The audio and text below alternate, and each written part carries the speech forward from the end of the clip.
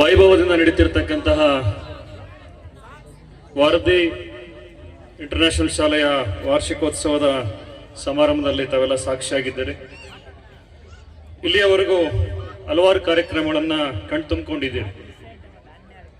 ಬಹುಶಃ ವೇದಿಕೆ ಮುಂಭಾಗದಲ್ಲಿ ಕೂತು ನಾವು ನೋಡ್ತಿರ್ಬೇಕಾದ್ರೆ ಕಾರ್ಯಕ್ರಮವನ್ನು ಆಸ್ವಾದಿಸ್ತಿರ್ಬೇಕಾದ್ರೆ ಕೆಲವು ಪುಟಾಣಿ ಮಕ್ಕಳು ಇಲ್ಲಿ ನೃತ್ಯ ಮಾಡಕ್ ಬಂದಾಗ ಕೆಲವು ಶಿಕ್ಷಕರು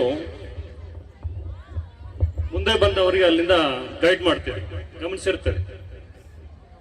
ನೋಡಿ ಎಷ್ಟೊಂದು ಸೂಕ್ಷ್ಮ ಅಂತಕ್ಕಂಥದ್ದು ಅಷ್ಟೇನ, ವಿದ್ಯಾಭ್ಯಾಸ ಅಂತಕ್ಕಂಥದ್ದು ಅಷ್ಟೇನ. ಅವರನ್ನು ನೋಡಿ ಮಕ್ಕಳು ಕುಣಿತಿದ್ದಾರೆ, ಕಲಿತಿದ್ದಾರೆ. ಇಂಗ್ಲಿಷ್ ಅಲ್ಲಿ ಒಂದು ಪ್ರೊವರ್ಬ್ ಇದೆ, the younger generation always follows the foot step of elder generation ಅಂತಕ್ಕಂಥದ್ದು. ನಾವೇನ್ ಮಾಡ್ತೇವೆ ಅದನ್ನ ಅವ್ರು ಮಾಡ್ತಾರೆ, ನಾವೇನ್ ಆಡ್ತೇವೆ ಅದನ್ನ ಅವ್ರು ಆಡ್ತಾರೆ, ನಮ್ಮನ್ನ ನೋಡಿ ಕಲಿತಾರೆ. ಇದುವೇ ಶಿಕ್ಷಣ ಅಂತಕ್ಕಂಥದ್ದು. ಆಗ್ಲೇ ಶಿವಪ್ಪ ಸರ್ ಮಾತಾಡ್ತಾ ಹೇಳಿದ್ರು, A journey of 1000 miles start with A single step ಅಂತ. ಬಹುಶಃ ಇಂತಹ ಒಂದು ಗ್ರಾಮಾಂತರ ಭಾಗದಲ್ಲಿ ಶಾಲೆಯನ್ನ ಮಾಡಬೇಕು ಅಂತಂದ್ರೆ ತುಂಬಾನೇ ಧೈರ್ಯ ಇರಬೇಕು, ತುಂಬಾನೇ ಸವಾಲುಗಳನ್ನ ಎದುರಿಸಬೇಕಾಗತ್ತೆ. ನುರಿತ ಶಿಕ್ಷಕರನ್ನ ತರೋದಾಗ್ಲಿ, ಒಂದು ಬೆಸ್ಟ್ ಇನ್ಫ್ರಾಸ್ಟ್ರಕ್ಚರ್ ಕೊಡೋದಾಗ್ಲಿ, ಇವೆಲ್ಲವೂ ಕಷ್ಟಕರವಾಗಿರ್ತಕ್ಕಂಥದ್ದು. ಆಗ್ಲೇ ಪ್ರಸಾದ್ ರೆಡ್ಡಿ ಸರ್ ಮಾತಾಡ್ತಾ ಹೇಳ್ತಿದ್ರು, ಅಥವಾ ನಮ್ಮ ಸ್ವಾಮಿಗಳು ಮಾತಾಡ್ತಾ ಹೇಳಿದ್ರು, ಈ ಶಾಲೆ ಪ್ರಾರಂಭ ಆಗ್ಬೇಕಾದ್ರೆ ನಾನು ಇಲ್ಲಿದ್ದೆ, ಸಾಕ್ಷೀಕರಿಸಿದ್ದೆ. ನಾನು ಅವತ್ತು ಇವ್ರು ಬೆಂಗಳೂರಿಂದ ಇಲ್ಲಿಗೆ ಯಾಕೆ ಬರ್ತೀರ ನಾನು ಪ್ರಶ್ನೆ ಮಾಡ್ಕೊಂಡೆ ಅಂತ ಅವ್ರು ಹೇಳಿದ್ರು. ನಿಜವಾಗ್ಲೂ ಅದು ಅರ್ಥಪೂರ್ಣವಾಗಿರ್ತಕ್ಕಂಥ ಮಾತು. ನಾನು ಹಲವಾರು ಬಾರಿ ಮಂಜುನಾಥ್ ರೆಡ್ಡಿ ಅವ್ರ ಜೊತೆ ಮಾತಾಡಿದಾಗ ಹಲವಾರು ಬಾರಿ ಪ್ರಶ್ನೆ ಮಾಡಿದ್ದಾನೆ. ಈ ದಿನಮಾನಗಳಲ್ಲಿ ವಿದ್ಯಾಭ್ಯಾಸ ಪಡ್ಕೊಂಡಿರ್ತಕ್ಕಂಥ ಎಲ್ಲ ಯುವಕರು ಬೆಂಗಳೂರು ಸಿಟಿ ಕಡೆ ಹೋಗ್ತಿರ್ಬೇಕಾದ್ರೆ ಅತ್ಯಂತ ವೆಲ್ ಕ್ವಾಲಿಫೈಡ್ ಮಂಜುನಾಥ್ ರೆಡ್ಡಿ ಮತ್ತು ಅವರ ಪತ್ನಿ ತಾವು ಹುಟ್ಟಿದ ಹಳ್ಳಿಗೆ ವಾಪಸ್ ಬಂದು ಇಲ್ಲೊಂದು ಶಾಲೆಯನ್ನ ಸ್ಥಾಪಿಸಿ ಈ ಭಾಗದ ಎಲ್ಲ ಮಕ್ಕಳಿಗೆ ಒಂದು ಉತ್ತಮವಾಗಿರ್ತಕ್ಕಂತಹ ಶಿಕ್ಷಣವನ್ನ ಕೊಡ್ತಕ್ಕಂಥ ಕನಸನ್ನ ಕಟ್ಕೊಂಡಿರ್ತದ್ದು ನಿಜಕ್ಕೂ ಅಭಿನಂದನಾರ್ಹ. ಅದಕ್ಕೆ ತಾವೆಲ್ಲರೂ ಸಹಕಾರ ಕೊಡಬೇಕಾಗತ್ತೆ. ಯಾಕಂದ್ರೆ ಆಗ್ಲೇ ಹೇಳಿದ್ರು, ದೊಡ್ಡ ಸಾಧನೆಗಳು ಸಣ್ಣ ಪ್ರಯತ್ನಗಳ ಮುಖಾಂತರ ಆಗ್ತವೆ ಅಂತ. 1991ರಲ್ಲಿ ಇಂಥ ಒಂದು ದೊಡ್ಡ ಕಟ್ಟಡ, ಸುಮಾರು ಒಂದು 15 ಕೊಠಡಿಗಳ ಒಂದು ಕಟ್ಟಡದಲ್ಲಿ ನಾವು ಶಾಲೆನ ಪ್ರಾರಂಭ ಮಾಡಿದ್ವಿ ಶ್ರೀನಿವಾಸಪುರದಲ್ಲಿ, ವೇಣು ವಿದ್ಯಾಸಂಸ್ಥೆ ಅಂತ. ಬಾಲಿಂಗನಾಥ ಸ್ವಾಮೀಜಿ ಅವರು ಬಂದು ಅವತ್ತು ಅದನ್ನ ಉದ್ಘಾಟನೆ ಮಾಡಿದಾಗ ಒಂದು ಮಾತನ್ನ ಹೇಳ ನಮ್ಮ ತಂದೆ ಅವರಿಗೆ, ನಿಮ್ ಶಾಲೆಯಲ್ಲಿ 30 ಜನ ವಿದ್ಯಾರ್ಥಿಗಳಿದ್ದಾರೆ, ಟೌನ್ ಇಂದ ದೂರದಲ್ಲಿ ಬಂದು ಇಷ್ಟು ದೊಡ್ಡ ಕಟ್ಟಡವನ್ನ ಕಟ್ಟಿ ಶಾಲೆಯನ್ನ ಮಾಡ್ತಿದ್ದೀರಿ, ಶುಭವಾಗ್ಲಿ ಅಂತ ಒಂದು ಮಾತು ಹೇಳೋಗಿದ್ರು. ಬಹುಶಃ 2015ರ ವೇಳೆಗೆ ನನ್ನ ಶಾಲೆಯಲ್ಲಿ ಸುಮಾರು 2000 ವಿದ್ಯಾರ್ಥಿಗಳು ವಿದ್ಯಾಭ್ಯಾಸವನ್ನ ಮಾಡ್ತಿದ್ರು. ಕೋವಿಡ್ ನಂತರ ಈಗಲೂ ಸಹ ಸರಿಸುಮಾರು 1500 ಜನ ವಿದ್ಯಾರ್ಥಿಗಳು ವಿದ್ಯಾಭ್ಯಾಸ ಮಾಡ್ತಿದ್ದಾರೆ. ಅಂತಹ ಒಂದು ಸಾಧನೆಯನ್ನ ಖಂಡಿತವಾಗಿಯೂ ನಮ್ಮ ಮಂಜುನಾಥ್ ರೆಡ್ಡಿ ಅವರು ಅವರ ವಹಿಸಿರ್ತಕ್ಕಂಥ ಶ್ರದ್ಧೆಯನ್ನ ಗಮನಿಸಿದಾಗ ಈ ಶಾಲೆಯೂ ಸಹ ಸಾವಿರಾರು ವಿದ್ಯಾರ್ಥಿಗಳನ್ನ ತಲುಪುತ್ತೆ, ಒಂದು ಈ ಭಾಗದಲ್ಲಿ ಒಂದು ಅತ್ಯುತ್ತಮ ಶಾಲೆಯಾಗಿ ಹೊರಹೊಮ್ಮುತ್ತೆ ಅಂತ ನಾನು ಭಾವಿಸ್ತೇನೆ.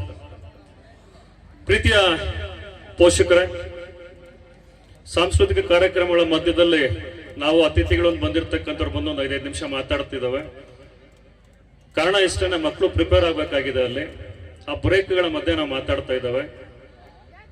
ನೀವು ಬರೀ ಸಾಂಸ್ಕೃತಿಕ ಕಾರ್ಯಕ್ರಮಗಳನ್ನ ಕಣ್ತುಂಬ್ಕೊಂಡು ಹೋಗ್ತಕ್ಕಂಥದ್ದಲ್ಲ, ಒಂದಷ್ಟು ವಿಚಾರಗಳನ್ನ ಸಹ ಹಿರಿಯರು ಮಾತಾಡ್ತಕ್ಕಂಥದ್ದನ್ನ ಒತ್ಕೊಂಡು ಹೋಗ್ಬೇಕಾಗತ್ತೆ. ನಿಮ್ಮ ಮಕ್ಕಳನ್ನ ಯಾವ ರೀತಿ ಬೆಳೆಸಬೇಕು ಅಂತಕ್ಕಂಥ ವಿಚಾರಗಳನ್ನ ಈಗಾಗಲೇ ಅರುವು ಶಿವಪ್ಪನವರು ಅತ್ಯಂತ ಕಡಿಮೆ ಅವಧಿಯಲ್ಲಿ ಖಲೀಲ್ ಗಿಬ್ರಾನ್ ಮತ್ತು ಲಾವಟ್ಸೆ ಅವರ ಕೆಲವು ವಿಚಾರಗಳನ್ನ ತಮಗೆ ತಿಳಿಸ್ಕೊಟ್ರು. ನೋಡಿ, ಕಲಾಂ ಅವರು ದಿಢೀರಂತ ವಿಜ್ಞಾನಿ ಆಗ್ಬಿಡ್ಲಿಲ್ಲ. ಅವ್ರ ಆತ್ಮಕಥೆಯಲ್ಲೇ ಬರ್ಕೋತಾರೆ, ನಾನು 5ನೇ ತರಗತಿಯಲ್ಲಿ ಓದ್ತಿರ್ಬೇಕಾದ್ರೆ ನನಗೊಬ್ಬ ಶಿಕ್ಷಕರಿದ್ರು, ಶಿವಸುಬ್ರಹ್ಮಣ್ಯ ಅಯ್ಯರ್ ಅಂತ. ಶಾಲೆಯಲ್ಲಿ ವಿಜ್ಞಾನ ಪಾಠ ಮಾಡಿದ ನಂತರ ಒಂದು ಲೆಸನ್ ಇತ್ತು, ಹಕ್ಕಿಗಳು ಯಾವ ರೀತಿ ಆರ್ತವೆ ಅಂತ. ಆ ಪಾಠ ಎಲ್ಲ ಮಾಡಿದ್ದಾದ ನಂತರ ರಾಮೇಶ್ವರದ ಕಡಲ ತೀರಕ್ಕೆ ಕರ್ಕೊಂಡು ಹೋಗಿ ಅಲ್ಲಿ ಪ್ರಾಕ್ಟಿಕಲ್ ಆಗಿ ಆ ಪಕ್ಷಿಗಳು ಯಾವ ರೀತಿ ಆರ್ತವೆ ಅಂತಕ್ಕಂಥದ್ದನ್ನು ನಮ್ಗೆ ತೋರಿಸಿದ್ರು. ನೋಡಿ, ಇವ್ರ ಆತ್ಮಕಥೆಯಲ್ಲಿ ಬರ್ಕೊಳ್ತಕ್ಕಂಥದ್ದಂದ್ರೆ ಒಬ್ಬ ಶಿಕ್ಷಕನ ಪಾಠ, ಒಬ್ಬ ವಿಜ್ಞಾನಿಯನ್ನ ರೂಪಿಸಬಲ್ಲದು, ಆವಿಷ್ಕಾರಗಳನ್ನ ಸೃಷ್ಟಿ ಮಾಡಬಲ್ಲದು. ರಾಷ್ಟ್ರಪತಿ ಆದ್ಮೇಲೆ ಅವ್ರು ಮಾಡಿದ ಕೆಲಸ ಅಷ್ಟೇನೆ. ಅಲ್ಲಿ ರಾಷ್ಟ್ರಪತಿಯಾಗಿ ಪ್ರಮಾಣ ವಚನ ಮಾಡಿದ್ಮೇಲೆ ರಾಮೇಶ್ವರಕ್ಕೆ ಸೀದಾ ಬಂದು ಅವರ ಗುರುಗಳಿಗೆ ಪಾದಗಳಿಗೆ ನಮಸ್ಕಾರ ಮಾಡಿ ವಾಪಸ್ ಹೋಗ್ತಾರೆ. ಇದು ಶಿಕ್ಷಕರ ಒಂದು ತಾಕತ್ತು ಅಂತಕ್ಕಂಥದ್ದು. ಅದೇ ರೀತಿಯಾಗಿ ನೋಡಿ, ಮಕ್ಕಳಿಗೆ ಸದಾ ನೀವು ಪ್ರೋತ್ಸಾಹವನ್ನ ಕೊಡಬೇಕು. ಇವತ್ತು ನಾವು ಬೆಳಕಲ್ಲಿದ್ದೇವೆ. ಈ ಬೆಳಕನ್ನು ಆವಿಷ್ಕಾರ ಮಾಡಿದವರು ಯಾರು? ಥಾಮಸ್ ಅಲ್ವಾ ಎಡಿಸನ್. ಇವತ್ತು ಬಹುಶಃ ಆತನ ಹೆಸರಲ್ಲಿ ಇರ್ತಕ್ಕಂಥ ಪೇಟೆಂಟ್ಗಳು ಎಷ್ಟು ಅಂದ್ರೆ 1000ಕ್ಕೂ ಹೆಚ್ಚು, 1,000ಕ್ಕೂ ಹೆಚ್ಚು ಪೇಟೆಂಟ್ಸ್ ಥಾಮಸ್ ಅಲ್ವಾ ಎಡಿಸನ್ ಹೊಂದಿದ್ದಾರೆ. ಆದ್ರೆ ಅದು ಸಮಾಜಕ್ಕೆ ಕೊಟ್ಬಿಟ್ಟಿದ್ದಾರೆ, ಎನ್ಕ್ಯಾಶ್ ಮಾಡ್ಕೊಳಕ್ ಹೋಗ್ಲಿಲ್ಲ ಅವರು. ನೋಡಿ, ಅತ್ಯಂತ ಸಾಧಾರಣವಾಗಿದ್ದಂತಹ ಎಡಿಸನ್ ಶಾಲೆಗೆ 16 ವರ್ಷಗಳು ಹೋದಂತವರಲ್ಲ, ಕೆಲವೇ ತಿಂಗಳ ಕಾಲ ಶಾಲೆಗೆ ಹೋಗ್ತಾರೆ, ಡಿಸ್ಕಂಟಿನ್ಯೂ ಆಗ್ತಾರೆ, ಮನೇಲಿ ಉಳ್ಕೊತಾರೆ. ಆದ್ರೆ ಯಾವ ರೀತಿ ವಿಜ್ಞಾನಿ ಆದ? ತಾಯಿಯ ಶಿಕ್ಷಕಿ ಆದ್ಲು. ತಾಯಿಯನೇ ಓದೋದನ್ನ ಕಲಿಸಿದ್ದು ಆಕೆನೆ, ಬರೆಯೋದನ್ನ ಕಲಿಸಿದ್ದು ಆಕೆನೆ, ಗಣಿತ ಹೇಳ್ಕೊಟ್ಟಿದ್ದು ಆಕೆನೆ. ಆದ್ರೆ ಆತನಿಗೆ ಆಸಕ್ತಿ ಇತ್ತು. ಯಾವುದೇ ವಿಚಾರ ಇರಬಹುದು, ಅದರಲ್ಲಿ ಅತ್ಯಂತ ಆಳವಾಗಿ ಅಧ್ಯಯನವನ್ನ ಮಾಡ್ತಿದ್ದ, ವಿಚಾರವನ್ನ ಗ್ರಹಿಸ್ಕೊತಿದ್ದ ಒಬ್ಬ ಅದ್ಭುತ ವ್ಯಕ್ತಿಯಾಗಿ ಬೆಳೀತಾನೆ. ಆತನ ಆತ್ಮಕಥೆ ಓದ್ಬೇಕು, ಆತನ ಬಗ್ಗೆ ತಿಳ್ಕೊಳ್ತಾ ಹೋದಾಗ 12ನೇ ವಯಸ್ಸಿಗೆ ಒಂದು ಇನ್ಫೆಕ್ಷನ್ ಆಗಿ ಒಂದು ಕಿವಿ ಸಂಪೂರ್ಣ ಕಿವಿಡಾಗ್ಬಿಟ್ಟಿರುತ್ತೆ. ಆತನಿಗೆ ಹೇಳ್ತಾ, ನಾನು ಯಾವುದೇ ವಿಚಾರದಲ್ಲಿ ಯಾಕೆ ನಾನು ಅತ್ಯಂತ ಹೆಚ್ಚು ಆಸಕ್ತಿ ಹೊಂದಿದ್ದೆ ಅಂತಂದ್ರೆ, ಒಂದು ಕಿವಿ ಸಂಪೂರ್ಣ ಕಿವಿಡಾಗ್ಬಿಟ್ಟಿತ್ತು, ಮತ್ತೊಂದು ಕಿವಿಗೂ ಶ್ರವಣ ದೋಷ ಆಯ್ತು, ಅದು ಸಹ ಸರಿಯಾಗಿ ಕೇಳಿಸ್ತಿರ್ಲಿಲ್ಲ. ಅದಕ್ಕೆ ನನಗೆ ಯಾವುದೇ ಡಿಸ್ಟ್ರಾಕ್ಷನ್ಸ್ ಇರಲಿಲ್ಲ ಅಂತ ಹೇಳ್ತಾರೆ. ಅಂದ್ರೆ ಇವತ್ತು ವಿದ್ಯಾರ್ಥಿಗಳಿಗೆ ಮನೇಲಿ ಪುಸ್ತಕ ಓದ್ತಿರ್ಬೇಕಾದ್ರೆ ಮೊಬೈಲ್ ಡಿಸ್ಟ್ರಾಕ್ಟ್ ಮಾಡ್ತಿದೆ, ಟಿವಿ ಡಿಸ್ಟ್ರಾಕ್ಟ್ ಮಾಡ್ತಿದೆ, ಬೇರೆ ವಿಚಾರ ಡಿಸ್ಟ್ರಾಕ್ಟ್ ಮಾಡ್ತಿದೆ. ಅಂದ್ರೆ ಡಿಸ್ಟ್ರಾಕ್ಷನ್ಸ್ ಇಲ್ಲದೆ ಹೋದ್ರೆ ಆಸಕ್ತಿ ಹುಟ್ಟುತ್ತೆ. ಯಾವ ರೀತಿ ಒಂದು ಮಸೂರವನ್ನ ತಗೊಂಡು ಎಲ್ಲ ಸೂರ್ಯನ ಕಿರಣಗಳನ್ನ ಒಂದ್ ಕಡೆ ನಾವು ಇದು ಮಾಡಿ ಬಿಡ್ತೇವೆ, ಫೋಕಸ್ ಮಾಡಿ ಬಿಡ್ತೇವೆ, ಅದು ಬರ್ನ್ ಮಾಡ್ಬಿಡತ್ತೆ, ಒಂದು ಪೇಪರ್ನ ಸುಟ್ಟಾಕ್ಬಿಡತ್ತೆ. ಅಂದ್ರೆ ಕಾನ್ಸಂಟ್ರೇಷನ್ ಇದೆಯಲ್ಲ, ತುಂಬಾ ಮುಖ್ಯವಾಗಿರ್ತಕ್ಕಂಥದ್ದು. ಅದರಿಂದ ತಾವೆಲ್ಲರೂ ತಮ್ಮ ಮಕ್ಕಳಿಗೆ ಶಿಕ್ಷಕರು ಸಹ ಆಗ್ಬೇಕಾಗುತ್ತೆ. ಪೋಷಕರಾದ್ರೆ ಸಾಕಾಗಲ್ಲ. ಎಷ್ಟೋ ಮಂದಿ ಎನ್ಕೊಂಡ್ಬಿಡ್ತಾರೆ, ಒಂದು ಕಾನ್ವೆಂಟ್ ಶಾಲೆಗೆ ಕಳಿಸಿ ಅವ್ರು ಕೇಳಿದ ಫೀಸ್ ಕಟ್ಬಿಟ್ಟು ಯೂನಿಫಾರ್ಮ್ ಹಾಕಿ ಪುಸ್ತಕ ಕೊಟ್ಟು ಕಳಿಸ್ಬಿಟ್ರೆ ಮುಗಿದೋಯ್ತು, ನಮ್ ಕೆಲಸ ಅಷ್ಟೇನೆ ಅಂತ. ಶಾಲೆಯಲ್ಲಿ ಮಗು ಆರಳಿಗೆ ಕೂತ್ಕೊಳ್ತಕ್ಕಂಥದ್ದು 5 ಅವರ್, 10 ಗಂಟೆಯಿಂದ 4 ಗಂಟೆ ನಾವು ಗಮನಿಸಿದ್ರೆ ದಿನಕ್ಕೆ ನಡೀತಕ್ಕಂಥ 6 ಅಥವಾ 7 ಪೀಡಲ್ ಒಂದು ಲೀಜರು ಬೇರೆ ಕೋಕರ್ಕ್ಯುಲರ್ ಬಿಡಿಸ್ಬಿಟ್ರೆ ಒಂದು 4 ರಿಂದ 5 ತಾಸಕ್ಕೆ ಶಾಲೆಯಲ್ಲಿ ಕೂತ್ಕೊಳ್ತಕ್ಕಂಥದ್ದು. ಇಲ್ಲಿ ಕೊಡ್ತಕ್ಕಂಥ ಹೋಮ್ವರ್ಕ್ ಎಲ್ಲಿ ಮಾಡ್ಬೇಕು? ಮನೆಯಲ್ಲೇ ಮಾಡ್ಬೇಕು. ನಿಮ್ಮ ಸಪೋರ್ಟ್ ಇರಬೇಕು, ನಿಮ್ಮ ಗೈಡೆನ್ಸ್ ಇರಬೇಕು. ಟೆಕ್ಸ್ಟ್ ಬುಕ್ ಶಾಲೆಯಲ್ಲೇ ಕೊಡಿಸಿ ಓದ್ಸಕ್ ಸಾಧ್ಯ ಅಲ್ಲ, ನೀವೇ ಓದಿಸ್ಬೇಕು. ಹ್ಯಾಂಡ್ ರೈಟಿಂಗ್ ಮನೆಯಲ್ಲೇ ಬರ್ಸ್ಬೇಕು. ಕೊಟ್ಟಿರ್ತಕ್ಕಂಥ ನೋಟ್ಸ್ ನೀವೇ ಓದಿಸ್ಬೇಕು. ಅಂದ್ರೆ ನಿಮ್ಮ ಜವಾಬ್ದಾರಿಯು ತುಂಬಾ ಗುರುತರವಾದದ್ದು, ಜವಾಬ್ದಾರಿ ತುಂಬಾ ಹೆಚ್ಚಿರ್ತಕ್ಕಂಥದ್ದು. ಇದೊಂಥರ ಟ್ರಯಾಂಗಲ್ ಕಾನ್ಸೆಪ್ಟ್ ಇದ್ದಂಗೆ. ಒಂದು ಟ್ರಯಾಂಗಲ್ ಫಾರ್ಮ್ ಮಾಡಬೇಕು ಅಂದ್ರೆ 3 ಲೈನ್ಸ್ ಬೇಕು. ಒಂದು ಟೀಚರ್ಸು, ಮತ್ತೊಂದು ಪೇರೆಂಟ್ಸು, ಇನ್ನೊಂದು ಸ್ಟೂಡೆಂಟ್ಸ್. 3 ಜನ ಇನ್ವಾಲ್ವ್ ಆದಾಗ ಮಾತ್ರ ಒಂದು ಔಟ್ಪುಟ್ ಅನ್ನ ಕೊಡಕ್ ಸಾಧ್ಯ ಆಗತ್ತೆ. ಅದಕ್ಕೆ ಹೇಳ್ತಕ್ಕಂಥದ್ದು the best parents are better than hundreds of teachers ಅಂತ. ಒಬ್ಬ ಒಳ್ಳೆಯ ಪೋಷಕ, ತಂದೆ ತಾಯಿ 100 ಶಿಕ್ಷಕರಿಗೆ ಸಮಾನ ಅಂತಕ್ಕಂಥ ಮಾತು ಸಹ ಇದೆ. ನೀವು ಮನೆಯಲ್ಲಿ ಶಿಕ್ಷಕರು ಸಹ ಆಗ್ಬೇಕು. ಪ್ರೀತಿಯ ಪೋಷಕರೇ, ನಮ್ಮ ಮಕ್ಕಳಲ್ಲಿ ನಾವೇನ್ ಬಿತ್ತುತ್ತೀವಿ ಅದನ್ನೇ ನಾವು ಪಡಿತಕ್ಕಂಥದ್ದು. ವಿಕ್ರಮ್ ಸಾರಾಭಾಯ್ ಈ ದೇಶ ಕಂಡಂತ ಅತ್ಯುತ್ತಮ ವಿಜ್ಞಾನಿ. ಬಾಹ್ಯಾಕಾಶದಲ್ಲಿ ಇಷ್ಟೆಲ್ಲ ರಾಕೆಟ್ಗಳನ್ನ ಲಾಂಚ್ ಮಾಡಿದ್ರೆ, ಸ್ಯಾಟಲೈಟ್ಸ್ ಲಾಂಚ್ ಮಾಡಿದ್ರೆ, ಅದರಿಂದ ವಿಕ್ರಮ್ ಸಾರಾಭಾಯ್ ನಾವು ನೆನೆಸ್ಕೋಬೇಕಾಗತ್ತೆ. ಯಾವ ರೀತಿ ವಿಕ್ರಮ್ ಸಾರಾಭಾಯ್ ಆದ? ಆರ್ಡಿನರಿ ಸ್ಟೂಡೆಂಟ್, ಶಾಲೆಯಲ್ಲಿ ಓದ್ತಿರ್ಬೇಕಾದ್ರೆ ಆತನಿಗೆ ತುಂಬಾ ವಿಜ್ಞಾನದ ಬಗ್ಗೆ ಆಸಕ್ತಿ ಇತ್ತು. ಯಾವಾಗೂ ಲೈಬ್ರರಿಯಲ್ಲಿ ಹೋಗಿ ಕೂತ್ಕೊಂಡು ವಿಜ್ಞಾನದ ಪುಸ್ತಕಗಳನ್ನು ಓದ್ತಿದ್ದ. ಈತನ ವಿಜ್ಞಾನದ ಆಸಕ್ತಿಯನ್ನು ಕಂಡಂತ ಅವ್ರ ಅಪ್ಪ ಏನ್ ಮಾಡ್ತಾರೆ ಅಂತಂದ್ರೆ, ಯಾವಾಗ ಯಾವ್ದೇ ಪುಸ್ತಕದ ಅಂಗಡಿಗೆ ಹೋಗ್ಲಿ ವಿಜ್ಞಾನಕ್ಕೆ ಸಂಬಂಧಪಟ್ಟಂತ ಪುಸ್ತಕಗಳನ್ನು ತಗೊಂಬಂದು ಅವ್ರು ಕೊಡ್ತಿದ್ರಂತ. ಈ ರೀತಿ ವಿಜ್ಞಾನದ ಆಸಕ್ತಿಯನ್ನ ಬೆಳೆಸ್ಕೊಂಡಂತಹ ವಿಕ್ರಮ್ ಸಾರಾಭಾಯ್ ಮುಂದೆ ದೊಡ್ಡ ವಿಜ್ಞಾನಿ ಆಗ್ತಾನೆ. ಆ ರೀತಿ ಮಕ್ಕಳಲ್ಲಿ ಏನು ಪ್ರತಿಭೆ ಇದೆ ಅದನ್ನ ಗುರುತಿಸ್ತಕ್ಕಂಥದ್ದು, ಅದನ್ನ ಪೋಷಿಸ್ತಕ್ಕಂಥದ್ದು ತಮ್ಮ ಜವಾಬ್ದಾರಿ. ಹಲವಾರು ಮಂದಿ ರೈತರಿದ್ದೀರಿ, ತೋಟದಲ್ಲಿ ಹೋಗಿ ಉಳುಮೆ ಮಾಡಿ ಬೀಜ ಹಾಕಿ ಬಂದ್ಬಿಟ್ಟು ತಿಂಗಳು 2 ತಿಂಗಳು ಆದ್ಮೇಲೆ ಕೊಯ್ಕೊಳಕ್ ಹೋಗ್ತೀರಾ? ಕಟಾವು ಮಾಡಕ್ ಹೋಗ್ತೀರಾ? ಸಾಧ್ಯನೇ ಇಲ್ಲ.